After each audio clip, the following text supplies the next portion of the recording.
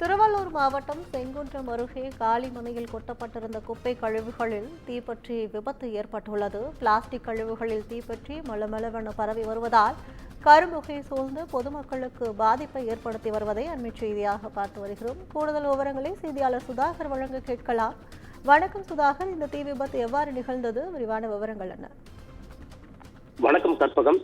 செங்குன்றம் அருகே புள்ளிலேன் பகுதியில் அருண் உல்லாச நகர் பாபா மோட்டார் அருகில் பிளாஸ்டிக் குப்பைகள் கொட்டப்பட்டிருக்கிறது.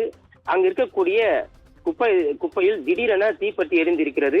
இந்த தீயானது மளமளவென கொழுந்துவிட்டு எரிந்ததால் அப்பகுதியில் தீக்காடாக காட்சியளித்தது. இந்த தீயால் கரும்புகையானது வெளியேறி அந்த பகுதியில் உள்ள சிலருக்கு கண் எரிச்சல், மூச்சு திணறல் ஏற்பட்டிருக்கிறது. இதனை அடுத்து அந்த பகுதியில் வசிக்கும் பொதுமக்கள் செங்குன்றம் தீயணைப்பு நிலையத்திற்கு தகவல் அளித்திருக்கிறார்கள். தகவலின் பேரில் தீயணைப்பு வாகனத்துடன் விரைந்து வந்த தீயணைப்பு வீரர்கள் எரிந்து கொண்டிருந்த தீயை அணைக்கும் பணியில் ஈடுபட்டனர். சுமார் 1 மணி நேரம் போராடிய தீயணைப்பு வீரர்கள் தீயை முற்றிலுமாக அணைத்தனர். அதிர்ஷ்டவசமாக அருகில் உள்ள தொழிற்சாலைக்கு தீ பரவாமல் தடுத்ததால் பெரும் அசம்பாவிதம் தவிர்க்கப்பட்டிருக்கிறது. இதன் காரணமாக அப்பகுதியில் சிறிது நேரம் பரபரப்பு ஏற்படுத்தியிருக்கிறது.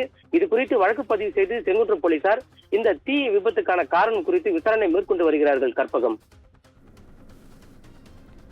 விவரங்களுக்கு நன்றி சுதாகர்.